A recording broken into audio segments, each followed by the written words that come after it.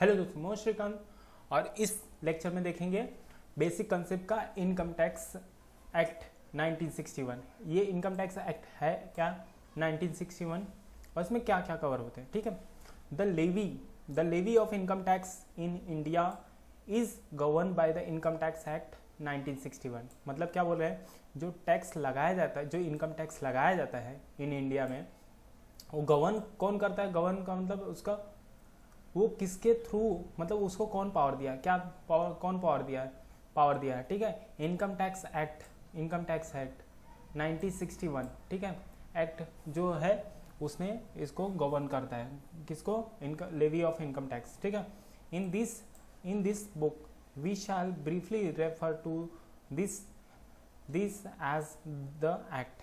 क्या बोलता है इसमें, क्या बोल रहे हैं, it extend to whole of India. मतलब इनकम टैक्स एक्ट कहाँ कहाँ एक्सटेंड होता है। एक्सटेंड मतलब ये कहाँ कहाँ एप्लीकेबल होता है। एक्सटेंड मतलब होल ऑफ इंडिया, मतलब पूरे इंडिया में एप्लीकेबल होता है इनकम टैक्स एक्ट। ठीक है, 1961। It come into the force on 1 अप्रैल 1962। मतलब ये आया कभी था, ये कम मतलब इन फोर्स में कब आया, इनटू फोर्स में कब आया, मतलब 1 अप्रैल 1962 से ये एप्लीकेबल हो गया। ठीक है, एक्ट तो 1961 का है, लेकिन अब 1 अप्रैल 1962 से ये एप्लीकेबल हुआ। It contain the section 1 to 298 and schedule कितना है, शेड्यूल 14, 1 to लेके 14 तक। ठीक है, कितना इसमें 1 से कितना सेक्शन है इसमें, it contain the section 1 to 298 और उसके बाद इसमें शेड्यूल कितना है 1 to 14 इसमें शेड्यूल है और 298 सेक्शन है। ठीक है, अभी क्या बोले कि अ सेक्शन में हैव सब सेक्शन। अब क्या बोलता है, एक सेक्शन हो सकता है, एक सेक्शन के में हैव उसके सब सेक्शन भी हो सकते हैं। मतलब सेक्शन का सब सेक्शन, मतलब आप समझ लिए बाप का बेटा जैसे होता है वैसे सेक्शन का सब सेक्शन हो सकता है। फिर उसका और क्लॉजेस, इसके सब सेक्शन और क्लॉजेस हो सकते हैं एंड साथ में उसके सब क्लॉजेस भी हो सकते हैं। ठीक है, अब ये कैसे काम करता है, ये कैसे लिखा जाता है, ये कैसे क्या है ये समझेंगे। ठीक है, कभी कभी कोई चीज़ सेक्शन में बताई जाती है कि ये सेक्शन में ऐसा दिया हुआ है, कभी कभी ऐसा बोला जाता है सेक्शन 1 सब सेक्शन 2, ऐसा बोला जाता है। उसके बाद क्लॉज आ जाता है, फिर उसके बाद सब क्लॉज आ जाता है। ठीक है, तो ये इनकम टैक्स का मतलब रीडिंग, चाहे इनकम टैक्स में ऐसा रूल्स बना के दिया हुआ कि इस तरह से आप इंटरप्रिटेशन कर सकते हैं। ठीक है, तो देखिए अभी यहाँ पे क्या बोलता है, when each part of section is independent. मतलब क्या बोलता है, when each part of the section is independent मतलब जो section of each other and one is not related to other, such part is called clause. मतलब क्या बोल रहे हैं कि जब भी कोई section is independent of each other part, मतलब जब भी कोई सेक्शन है वो इंडिपेंडेंट है and one is not related with the other, मतलब वो दूसरे से रिलेटेड नहीं है, तो उसको हम क्लॉज बोलेंगे। ठीक है, और फिर उसके बाद subsections on other hand refers to such a part of a sections where each part is related with other and all subsections taken together complete the concept propounded in that section. मतलब क्या बोल रहे हैं इनका कि जो clause है वो तो रिलेटेड नहीं रहेगा। ठीक है, it is not related with other, मतलब उससे रिलेटेड नहीं रहेगा। लेकिन सब सेक्शन क्या बोल रहा है, section on other hand refers to such part of a section where each part is related with the other, मतलब एक दूसरे से सब सेक्शन जो रहेगा एक दूसरे से मिला रहेगा। ठीक है, और एंड उसके साथ में क्या होता है, all the section sub section taken together complete the concept proponent in that section. ठीक है, अभी एग्जांपल से समझते हैं कि क्या है क्या नहीं। ठीक है, द क्लॉज ऑफ सेक्शन 2, अभी क्या बोलते हैं, द क्लॉज मतलब क्लॉज, इसकी बात कर रहे हैं, क्लॉज ऑफ सेक्शन 2, मतलब ये क्लॉज की बात कर रहे हैं, क्लॉज ऑफ सेक्शन 2।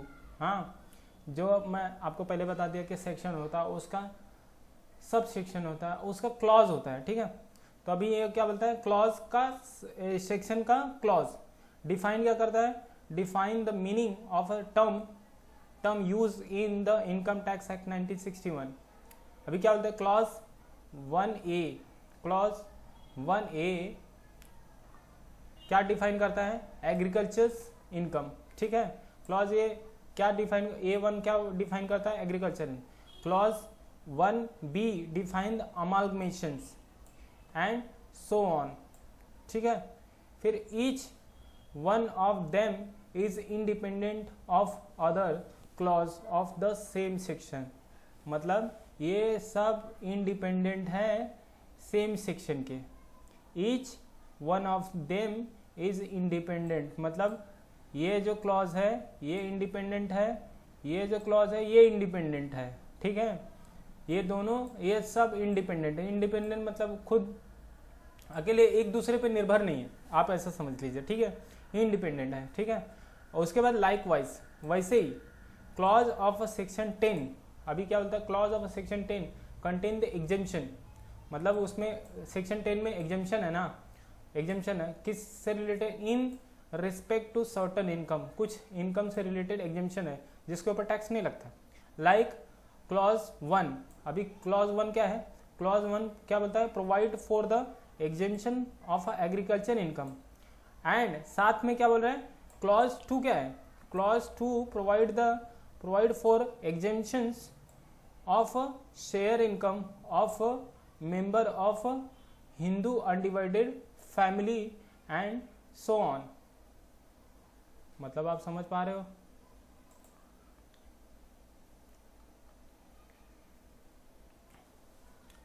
यहां पे क्या बोल रहा है, यहां पे समझ पा रहे हो, सर्टन इनकम के ऊपर एग्जेम्पशन दिया है, ठीक है। अभी क्लॉज 1 के ऊपर बता रहे कि यहाँ पे ये कैसे है, ठीक है। ये कहाँ से आ गया update, exemptions of agriculture income and clause 2 provide for the exemptions of a shares income of a member of A Hindu undivided family HUF and so on, ठीक है। उसके बाद नीचे आते हैं सेक्शन 5 क्या बोलता है, section 5 define the scope of total income, has 2 sub section 1 and 2। Subsection 1 क्या डिफाइन करता है, सबसेक्शन 1 क्या डिफाइन करता है, the scope of total income of a resident. And subsection 2 क्या डिफाइन करता है, the define the scope of total income of a non resident, ठीक है। अभी यहाँ पे क्या बोलता है, section define scope of the total, ये समझ गए sir. Each subsection is related with the other in the sense that only when one read them all one get complete idea related with the scope of। फिर से एक बार समझाता हूँ, शायद आपको नहीं समझ में हो, मुझे भी थोड़ा थोड़ा ऐसा लग रहा है कि आपको समझ नहीं आया।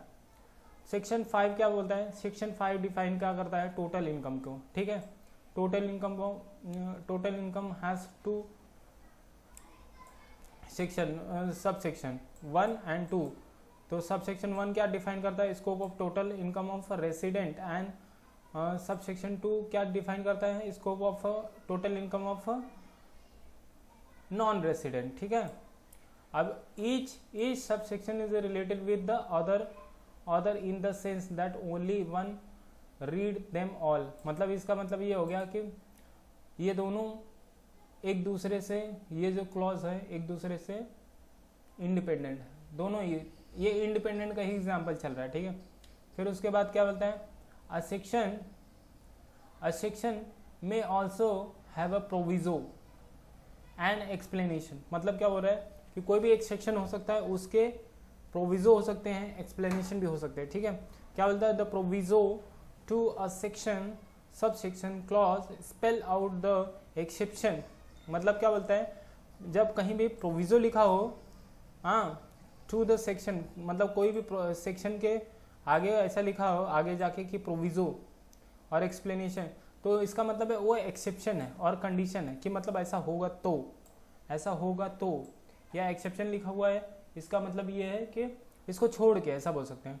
To the provision contain in the respective section subsection clause is that proviso spell out the cases where the provision contained in the respective section subsection clause would not apply or where the provision would apply with the certain modification। मतलब ये हो गया जब भी exception ऐसा लिखा हो, exception proviso ऐसा लिखा हो तो अप्लाई भी हो सकता है लेकिन कुछ कंडीशन के थ्रू होगा, ठीक है, या कुछ मॉडिफिकेशन के थ्रू होगा। The explanation to the section, अभी एक्सप्लेनेशन टू द सेक्शन क्या है, to the sections subsections clause gives a clarification relating to the provision contain in the respective sections subsection clause. अभी इसका एग्जांपल कैसे दे रहे हैं, सेक्शन 80 GGB, हाँ section 80 GGB and 80 GGC provide for the deduction from the gross total income in the respect of the contribution made by the company or and other person, company or other person respectively to the political parties or an electoral trust। ठीक है, अभी देखो ये section हो गया, ये section के बारे में बता दे कि ऐसा सेक्शन बोलता है, लेकिन अभी प्रोविजो मतलब इसको छोड़ के अभी क्या है, the proviso to the sections 80 GGB and 80 GGC provide that no deduction shall be allowed under those sections in the respect of any sum contributed by cash to the political parties। मतलब क्या बोलता है, जब भी कभी भी proviso लग गया तो इसका मतलब क्या है, वो कंडीशन दे दिया। अभी यहाँ पे कंडीशन क्या दे दिया कि अगर कैश में दोगे तो भैया ये अलाउड नहीं होगा, ठीक है। नो डिडक्शन का मतलब अगर आप किसी को 80 GGB में और 80 GGC में अगर आप किसी को भी कोई किसी तरह का आप कंट्रीब्यूशन देते हो, किसी तरह का आप कोई कंट्रीब्यूट करते हो कोई पॉलिटिकल पार्टी को, इलेक्टोरल ट्रस्ट को, हाँ, तो आपको कोई भी कंपनी हो सकती है, अदर पर्सन हो सकते हैं, तो उनको क्या मिलता है, कंट्रीब्यूशन अगर करते हैं तो उनको उतने का 80 मतलब इस सेक्शन में 80C में नहीं, 80 इस सेक्शन में उनको डिडक्शन मिलता है। लेकिन अगर मतलब डिडक्शन क्या होता है ये भी चीज़ आपको अभी नहीं समझ में आ रही है, लेकिन आगे चल के समझ में आएगी। आप बस इतना समझ लो कि सेक्शन और प्रोविजो में अंतर क्या होता है। अभी सेक्शन बोल रहा है कि ये ऐसा, लेकिन अगर प्रोविजो आ गया तो प्रोविजो बोलता है कि अगर ऐसा करोगे तब भी होगा, ठीक है। अभी यहाँ पे प्रोविजो क्या बोल रहा है कि आप कैश में भरोगे तो मिलेगा ही नहीं, no deduction is allowed under this section in the respect of any sum contributed by the cash to the political parties or any electoral trust. Thus, the proviso to this section spell out the circumstances when the deductions would not be available thereunder in the respect of the contribution made। ठीक है, फिर क्या बोलता है, explanation कैसे होता है, the explanation below section 80 CCG provide that for the purpose of a sections 80 GGB and 80 GGC political party means a political party registered under section 229A of representations of people of India 1951।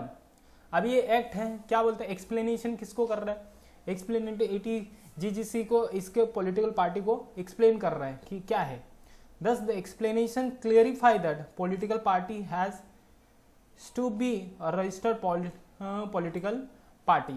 ठीक है, मतलब ये चीज section को चाहे उसमें कुछ अगर वर्ड ऐसे रहे जैसे पॉलिटिकल पार्टी होती, क्या अभी कोई भी पॉलिटिकल पार्टी बोल देगा हमें कि भैया हम पॉलिटिकल पार्टी, हमें डायरेक्शन, हमें कंट्रीब्यूशन दो, हमें पैसा दो, और 80 GGB में और 80 GGC में आप डिडक्शन ले लो, तो ऐसा तो है नहीं। वो चीज़ का एक्सप्लेनेशन होना चाहिए। अभी आप समझ लो, वहाँ पे सेक्शन की बात चल रही, फिर प्रोविजो हमने समझा, फिर यहाँ पे हम एक्सप्लेनेशन का मतलब क्या होता है। कभी भी कोई वर्ड होगा, आप इनकम टैक्स पढ़ रहोगे तो उसका भी एक्सप्लेनेशन दिया होना चाहिए, ठीक है। तो वही चीज़ को एक्सप्लेन कर रहा है कि पॉलिटिकल पार्टी है क्या एक्चुअली में। आप ऐसे कुछ भी मुंह उठा के बोल दोगे कि पॉलिटिकल पार्टी है, लेकिन ऐसा जरूरी तो नहीं है कि पॉलिटिकल पार्टी को एक्सप्लेनेशन दिया हुआ है इस चीज़ का, ठीक है। फिर उसके बाद क्या बोलते हैं कि income tax act 1961 undergoes the change every year with the additions and the change brought in by annual finance act। जो आज देखिए, आज 31 जनवरी है, कल 1 फेब है, ठीक है, कल ही फेब के मंथ में ही बजट आता है और ये एनुअल फाइनेंस एक्ट बोला जाता है, ठीक है। एनुअल फाइनेंस एक्ट ये पार्लियामेंट पास करती है, यही इसी को बोलते हैं एनुअल फाइनेंस एक्ट। मतलब ये एक्ट है, इसके थ्रू कुछ बजट आती है, कुछ एडिशन होता है, कुछ चेंजेस होता है, जो ये हर साल आते रहता है, ठीक है। अभी इसमें कुछ एडिशन होगा, कुछ चेंजेस होगा, फिर क्या बोलते हैं, पास बाय द पार्लियामेंट, मतलब ये पास पार्लियामेंट करेगी, ठीक है।